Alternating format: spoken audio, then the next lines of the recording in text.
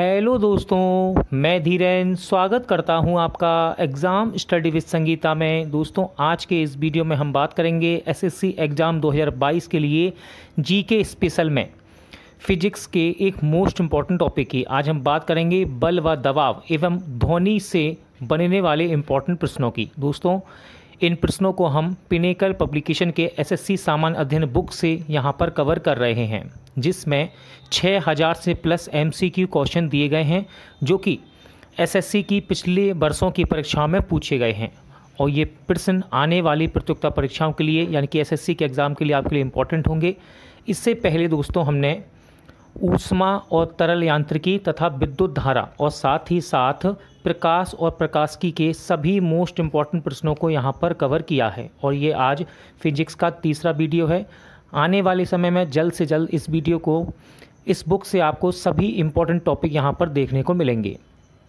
ये वीडियो यदि आपको अच्छा लगे, हेल्पफुल लगे तो प्लीज़ वीडियो को लाइक और शेयर ज़रूर कीजिएगा। और यदि अब तक आपने हमारे चैनल को सब्सक्राइब नहीं किया है तो प्लीज़ चैनल को सब्सक्राइब जरूर कीजिएगा, जिससे कि आपको मेरे आने वाले नए वीडियो का नोटिफिकेशन टाइम पर मिलता रहे। तो चलिए स्टार्ट करते हैं। बल और दबाव। बल और दबाव। न्यूटन का कौन सा नियम बल की मात्रात्मक परिभाषा प्रदान करता है?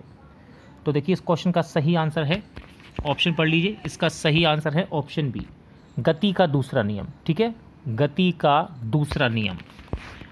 देखिए, न्यूटन के दूसरे नियम से बल की मात्रात्मक परिभाषा का पता चलता है। ठीक है, F बराबर ma। न्यूटन का द्वितीय नियम क्या है? किसी भी पिंड की संवेग परिवर्तन की दर लगाए गए बल के समानुपाती होती है और उसकी दिशा वही होती है जो बल की दिशा है। ठीक है, चलिए अगला क्वेश्चन देखते हैं। किस बल की सीमा 10⁻⁻16 मीटर के क्रम की है? तो इस क्वेश्चन का राइट आंसर है ऑप्शन डी, दुर्लभ परमाणु। ठीक है, दुर्लभ परमाणु। देखिए, गुरुत्वाकर्षण बल की बल सीमा दी गई है यहाँ पर, कितनी होती है? 10⁻−39। और दुर्लभ परमाणु बल की कितनी है? 10⁻−16। ये मीटर में है, देखिए। ठीक है, विद्युत चुंबकीय बल की भी दी गई है 10⁻2 मीटर और प्रबल परमाणु बल की है 10⁻15 मीटर। त्वरण के परिवर्तन की दर के बराबर होती है। त्वरण किसके परिवर्तन की दर के बराबर होती है? सही आंसर है वेग। ठीक है, त्वरण वेग परिवर्तन की दर के बराबर होती है। देखिए, त्वरण को थोड़ा छोटा कर लेते हैं, इससे क्लियर हो जाए। देखिए, त्वरण को उस दर के रूप में परिभाषित किया जाता है जिस पर कोई वस्तु अपना वेग बदलती है। यह एक सदिश राशि है, याद रखिएगा। ठीक है, त्वरण की इकाई होती है मीटर पर सेकंड स्क्वायर। ठीक है, मीटर पर सेकंड स्क्वायर। विस्थापन के बारे में बता रहा है। विस्थापन को किसी वस्तु की स्थिति में परिवर्तन के रूप में परिभाषित किया जाता है। संवेग की बात कर लें, ये सब देखिए ऑप्शन से हो रहा है। ठीक है, ऑप्शन में ये दिए गए थे, गति, स्थिति, विस्थापन, वेग, इसलिए यहाँ पर डिस्क्रिप्शन में दिया गया है। संवेग देखिए, संवेग किसी कण के द्रव्यमान और उसके वेग के गुणनफल को संवेग कहते हैं। वेग की बात करें, वेग को उस गति के रूप में परिभाषित किया जाता है जिस पर कोई वस्तु किसी विशेष दिशा में चलती है। अगला क्वेश्चन है, यदि दो बल किसी वस्तु पर विपरीत दिशा से कार्य करते हैं तो उस पर कार्य करने वाले कुल बल का परिमाण दोनों बल के परिमाणों का होता है। तो सही आंसर है दोनों परिमाणों के का अंतर होता है। ठीक है, ऑप्शन डी राइट आंसर है, अंतर होता है। इसके बारे में देख लेते हैं। यदि दो बल किसी वस्तु पर विपरीत दिशाओं पर कार्य करते हैं तो उस पर लगने वाले कुल बल का परिमाण दोनों बलों के परिमाण का अंतर होता है। घर्षण सतहों की चिकनाई पर निर्भर करता है। घर्षण सतहों की चिकनाई पर निर्भर करता है। घर्षण का बल हमेशा लागू बलों का करता है, तो ये क्या करता है? ये करता है विरोध। यहाँ पर आएगा विरोध। ठीक है, ऑप्शन सी, विरोध करता है। देखिए, घर्षण सतहों की चिकनाई पर निर्भर करता है। घर्षण बल हमेशा लागू बल का विरोध करता है। घर्षण बल जो ठोस सतहों, द्रव की परतों तथा एक दूसरे के खिलाफ फिसलने वाले भौतिक तत्वों की सापेक्ष गति का विरोध करता है, घर्षण बल कहलाता है ये। ठीक है, देखिए इसका फॉर्मूला भी यहाँ पर दिया गया है, F बराबर म्यू एन। F क्या है? घर्षण बल। म्यू क्या है? घर्षण गुणांक। और एन क्या है? लंबवत बल। सामान्य वायुमंडलीय दबाव और 45 डिग्री अक्षांश पर समुद्र तल का बर्फ का गलनांक कितना होता है? तो ये होता है 273.16 केल्विन। ठीक है, ऑप्शन बी राइट आंसर रहेगा। देखिए इसके बारे में जान लेते हैं। सामान्य वायुमंडलीय दबाव और 45 डिग्री अक्षांश पर समुद्र के स्तर का बर्फ का पिघलने का बिंदु 273.16 केल्विन या फिर 32 फ़ारेनहाइट 0 डिग्री सी पर बात कर रहा है ये है। समुद्र तल पर शुद्ध पानी 212 फ़ारेनहाइट या फिर 100 डिग्री सी पर उबलता है। माउंट एवरेस्ट की चोटी पर कम वायुमंडलीय दबाव पर शुद्ध पानी लगभग 154 फ़ारेनहाइट या फिर 68 डिग्री सी पर उबलता है। गहरे महासागरों में अत्यधिक दबाव में पानी 752 फ़ारेनहाइट या फिर 400 डिग्री सी के तापमान पर हाइड्रोथर्मल वेंट के आसपास तरल रहता है। प्रकाश की चमक दिखाई देने की तुलना में गड़गड़ाहट की आवाज़ बहुत बाद में सुनाई देती है। यह क्या दिखाता है? क्वेश्चन है, तो यह क्या दिखाता है? सही आंसर है ऑप्शन ए। ये दिखाता है कि ध्वनि की गति प्रकाश की गति से बहुत कम होती है। ठीक है, ध्वनि की गति प्रकाश की गति से बहुत कम होती है। देखिए गड़गड़ाहट की आवाज़ प्रकाश की चमक की तुलना में बहुत बाद में सुनाई देती है। इससे पता चलता है कि ध्वनि की गति प्रकाश की गति से बहुत कम है। हवा में ध्वनि की गति लगभग 343 मीटर पर सेकंड है। एग्जाम में ये आता भी है। ठीक है, याद रखिएगा। एक स्थिर स्रोत से प्रकाश 3 लाख किलोमीटर पर सेकंड या फिर 1,86,000 मील पर सेकंड की गति से यात्रा करता है। चंद्रमा से पृथ्वी तक प्रकाश 1.3 सेकंड और सूर्य से पृथ्वी तक 1 AU यानी कि 8.3 मिनट में पहुंचता है। अगला क्वेश्चन देखते हैं। क्वेश्चन है, दाब का मान प्राप्त करने के लिए आप द्रव में प्राणोद को किससे विभाजित करते हैं? तो राइट आंसर है क्षेत्र से। ठीक है, क्षेत्र से, ऑप्शन बी। देखिए प्रति इकाई क्षेत्र में कार्य करने वाले बल को दबाव के रूप में जाना जाता है, अर्थात दबाव बराबर होता है प्राणोद बटे क्षेत्रफल। कौन एक बाहरी निकाय है जो किसी पिंड की विराम अवस्था या एक समान गति को बदलने के लिए लगाई जाती है? तो राइट आंसर है बल। ठीक है, ऑप्शन आएगा यहाँ पर बल। बल एक बाहरी निकाय है जो किसी पिंड की विराम अवस्था या एक समान गति को बदलने के लिए लगाई जाती है। देखिए किसी पिंड की विराम अवस्था या एक समान गति को बदलने के लिए उस पर लागू बाहरी कारक बल है। बल का ऐसा ही मात्रक क्या रखिएगा? बल का ऐसा ही मात्रक होता है न्यूटन। निम्नलिखित में से कौन संरक्षी बल की विशेषता है? निम्नलिखित में से कौन संरक्षी बल की विशेषता है? सही आंसर है, इसके द्वारा किया गया कार्य पूरी तरह से पुनर्प्राप्ति योग्य है। ठीक है, इसके द्वारा किया गया कार्य पूरी तरह से पुनर्प्राप्ति योग्य है। देखिए इसके द्वारा किया गया कार्य पूरी तरह से पुनर्प्राप्त करने योग्य है। एक संरक्षी बल की विशेषता है ये। एक संरक्षी बल वह होता है जिसमें उसके द्वारा या उसके विरुद्ध किया गया कार्य केवल गति के आरंभ और अंत बिंदुओं पर निर्भर करता है। यह कार्य के दौरान किए गए पथ पर निर्भर नहीं करता। संग्रहित ऊर्जा काम के रूप में पुनर्प्राप्त करने योग्य है। किसी वस्तु के जड़त्व को उसके किसके द्वारा मापा जाता है? तो देखिए सही आंसर है इसका द्रव्यमान। किसी वस्तु के जड़त्व को उसके द्रव्यमान, यहाँ पर आएगा द्रव्यमान के द्वारा मापा जाता है। ठीक है, देख लेते हैं इसके बारे में। किसी वस्तु का जड़त्व उसके द्रव्यमान से मापा जाता है। मूल रूप से जड़ता का हमारा विचार सर आइजैक न्यूटन के भौतिकी के पहले 2 नियमों पर वापस जाता है।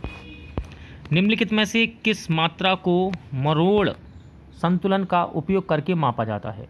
तो ये है आपका बल। ठीक है, निम्नलिखित में से किस मात्रा को मरोड़ संतुलन का उपयोग करके मापा जाता है? आंसर होगा बल। देखिए छोटे बलों को मापने के लिए मरोड़ संतुलन का उपयोग किया जाता है। यह इस सिद्धांत पर आधारित है कि एक तार या धागा तनाव के समानुपाती बल के साथ मुड़ने का प्रतिरोध करता है।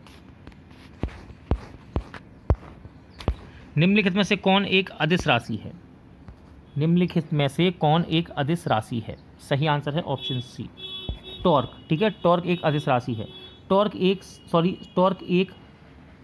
एक मिनट ठहरिएगा दोस्तों, एक मिनट। क्वेश्चन नंबर 88, निम्नलिखित में से कौन एक अदिश राशि नहीं है, ठीक है, अदिश राशि नहीं है। तो सही आंसर है टॉर्क, क्योंकि टॉर्क एक सदिश राशि है जिसमें परिमाण और दिशा दोनों होते हैं। आर्द्रता के स्तर को मापने के लिए किस उपकर्तन का उपयोग किया जाता है, यानी कि किस वैज्ञानिक यंत्र का उपयोग करते हैं आर्द्रता को मापने के लिए? तो आर्द्रता मापते हैं हाइग्रोमीटर से, ठीक है, ऑप्शन सी, हाइग्रोमीटर से आर्द्रता मापी जाती है। देखिए, आर्द्रता के स्तर को मापने के लिए एक हाइग्रोमीटर का उपयोग किया जाता है। पानी की सतह मापने के लिए फेदोमीटर का उपयोग करते हैं। यहाँ पर देखिए फेदोमीटर भी है, ठीक है, पानी की सतह मापने के लिए फेदोमीटर का प्रयोग किया जाता है। साथ ही साथ याद रखिएगा, विद्युत धारा का पता लगाने और संकेत देखने के लिए गैल्वेनोमीटर का उपयोग किया जाता है, ठीक है, ये सभी ऑप्शन में दिए थे। साथ ही साथ उछाल की अवधारणा के आधार पर तरल पदार्थों की सापेक्ष घनत्व को मापने के लिए हाइड्रोमीटर का उपयोग करते हैं, ठीक है, ये सापेक्ष घनत्व मापते हैं हाइड्रोमीटर से और आर्द्रता मापते हैं हाइग्रोमीटर से। निम्न में से कौन सा समीकरण भौतिकी में दाब को दर्शाता है? तो देखिए सही आंसर है बल बटे क्षेत्रफल, ऑप्शन बी, ठीक है। निम्नलिखित में से कौन सा समीकरण भौतिकी में दाब को दर्शाता है? तो बल बटे क्षेत्रफल। देखिए दाब बराबर होता है बल बटे क्षेत्रफल। दाब को प्रति इकाई क्षेत्रफल पर लगने वाले बल के रूप में परिभाषित किया जाता है। बैरोमीटर का इस्तेमाल निम्नलिखित में से किसे मापने के लिए करते हैं? तो बैरोमीटर का उपयोग करते हैं वायुमंडलीय दाब मापने के लिए, ठीक है, इंपॉर्टेंट क्वेश्चन है ये। वायुमंडलीय दबाव को मापने के लिए बैरोमीटर का उपयोग किया जाता है और आर्द्रता को मापने के लिए हाइग्रोमीटर का प्रयोग करते हैं। ऊंचाई को मापने के लिए अल्टीमीटर का प्रयोग किया जाता है, जबकि करंट को एम्पियर मीटर के द्वारा मापा जाता है। किसके नियम के अनुसार उस क्षेत्र के द्वारा विभाजित बल के बराबर है जिस पर यह कार्य करता है? तो ये है दोस्तों पास्कल का नियम, ठीक है, यहाँ पर आप लिख सकते हैं, भर सकते हैं। यहाँ पर पास्कल का नियम के अनुसार उस क्षेत्र के द्वारा विभाजित बल के बराबर है जिस पर यह कार्य करता है। देख लेते हैं इसको डिटेल में। पास्कल का नियम कहता है कि दबाव उस क्षेत्र द्वारा विभाजित बल के बराबर होता है जिस पर वह कार्य करता है।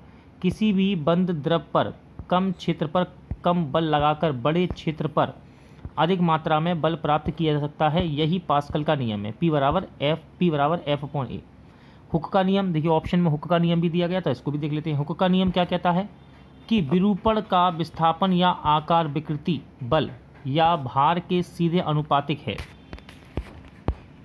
इसे लोच के नियम के रूप में भी जाना जाता है, ठीक है। अब बात करेंगे स्टीफन बोल्ट्जमान का नियम क्या कहता है। तो स्टीफन बोल्ट्जमान का नियम कहता है कि विकिरण की मात्रा तापमान की चौथी घात के सीधे अनुपातिक होती है। न्यूटन ने गति के 3 नियम दिए थे, इसको भी याद रखिएगा।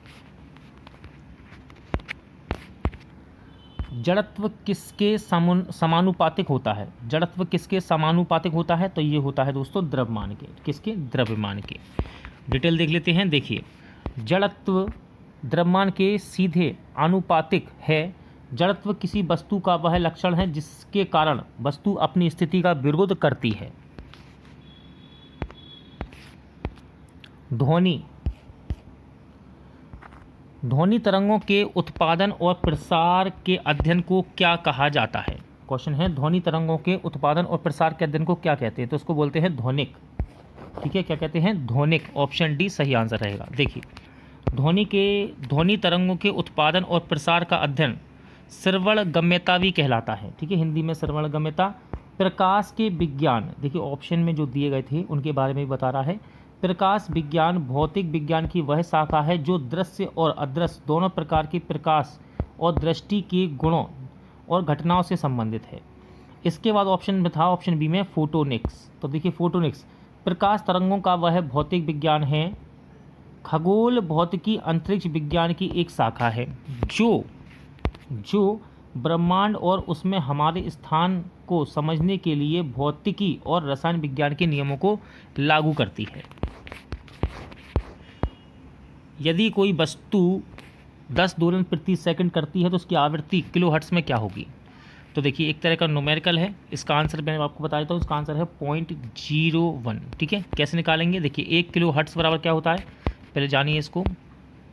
1 किलोहर्ट्ज़ बराबर होता है, ये देखिए 1 किलोहर्ट्ज़ बराबर 1000 दोलन प्रति सेकंड। तो 10 दोलन बराबर क्या आएगा? 10/1000 रख देंगे यहाँ पर, 0 से 0 कैंसिल करेंगे तो क्या आएगा 0.01 किलो हर्ट्ज। ठीक है, चलिए निम्नलिखित में से किसका कंपन केवल विषम स्वर उत्पन्न करता है? तो सही आंसर है बंद ऑर्गन पाइप में एक वायु स्तंभ। ठीक है, ऑप्शन ए। देखिए, वायु स्तंभ के कंपन के पहले मोड में एक नोड और एक एंटी नोड होता है। वायु स्तंभ के कंपन के दूसरे मोड में 2 नोड और 2 एंटी नोड बनते हैं। इससे पता चलता है कि एक छोर पर बंद वायु स्तंभ के कंपन मोड में केवल विषम हार्मोनिक्स मौजूद होते हैं। देखिए, अब इसके बाद हम पढ़ चुके हैं इसको, चलिए आगे देखते हैं। 25 डिग्री सी या फिर 77 फ़ारेनहाइट पर आसुत जल में ध्वनि की अनुमानित चाल कितनी होती है? तो ये होती है 1498 मीटर पर सेकंड। इम्पॉर्टेंट है, आपको ये कई बुकों में मिल जाएगा। ठीक है, बहुत सी बुकों में दिया गया है इसको। देखिए, किसी माध्यम में ध्वनि की गति को समीकरण द्वारा निर्धारित किया जाता है। अब समीकरण क्या है? v = kp की पावर -12। ठीक है, या 1/2 कह सकते हैं। यहाँ पर v क्या है? ध्वनि की गति। k क्या है? संपीड्यता और p है घनत्व। वायु में ध्वनि की गति की चाल कितनी है? ध्वनि की चाल होती है 343 मीटर पर सेकंड, और एग्जाम में पूछता भी है, ये ध्यान रखिएगा। पानी में ध्वनि की गति सामान्य ताप और दबाव पर होती है 1498 मीटर पर सेकंड। ठीक है, चलिए। और ठोस में ध्वनि की चाल याद रखिएगा 5000 मीटर पर सेकंड होती है ये। ध्वनि किस माध्यम में तेज यात्रा करती है? क्वेश्चन है, ध्वनि किस मात्रा में तेज यात्रा करती है? सही आंसर है ठोस में। ठीक है, ध्वनि ठोस में सबसे तेज यात्रा करती है। चलिए, ठोस तरल पदार्थ और गैस की तुलना में एक साथ कसकर बंधे होते हैं, इसीलिए ध्वनि ठोस में सबसे तेज यात्रा करती है। तरल पदार्थ गैसों की तुलना में अधिक सघन होते हैं, लेकिन ठोस से कम सघन होते हैं, इसीलिए ध्वनि तरल पदार्थों में दूसरे सबसे तेज यानी कि ठोस के बाद यात्रा करती है। गैसों में ध्वनि सबसे धीमी गति से चलती है, ध्यान रखिएगा, क्योंकि वे सबसे कम घने होते हैं। गैसों में अणु और तरल पदार्थों की तुलना में बहुत दूर होते हैं। अगला क्वेश्चन इंपॉर्टेंट है, चमगादड़ अंधेरी रात में उड़ते हैं तथा शिकार ढूंढते हैं। वे किस प्रकार की ध्वनि तरंगों का उत्पन्न करके तथा उनके परावर्तन का पता लगाकर ऐसा कर पाते हैं? तो ये करते हैं अल्ट्रासोनिक तरंगों की सहायता से ऐसा कर सकते हैं। ठीक है, अल्ट्रासोनिक तरंगों की सहायता है। देखिए, चमगादड़ अल्ट्रासोनिक तरंगों का इस्तेमाल अपने शिकार का पता लगाने में करते हैं। वे अपने द्वारा उत्सर्जित किरणों का उत्सर्जन और संग्रह करते हैं।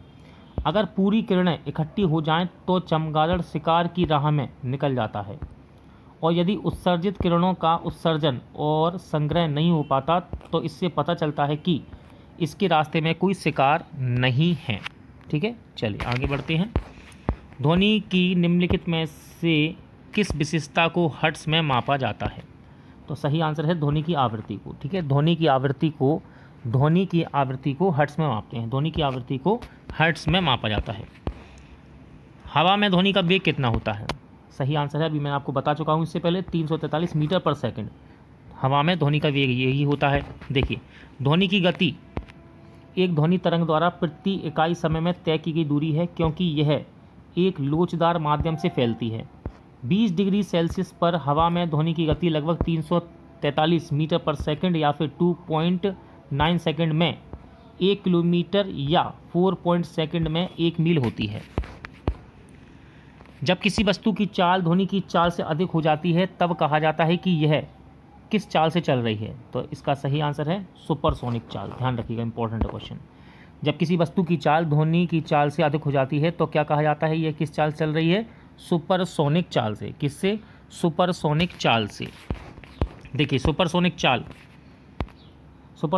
मैक संख्या बराबर क्या होता है? वस्तु की गति बटे ध्वनि की गति। अगर मैक संख्या 1 से कम हो तो ये सबसोनिक है। ठीक है, यदि मैक संख्या 1 हो तो ट्रांससोनिक है ये, और ये मैक संख्या 1 से ज़्यादा हो तो सुपरसोनिक है, और मैक संख्या यदि 5 से ज़्यादा हो तो हाइपरसोनिक हो जाती है।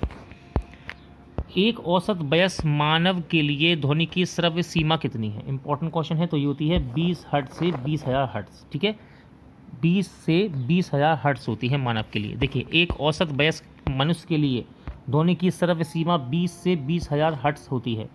20,000 हर्ट्ज से अधिक ध्वनि को हानिकारक माना जाता है।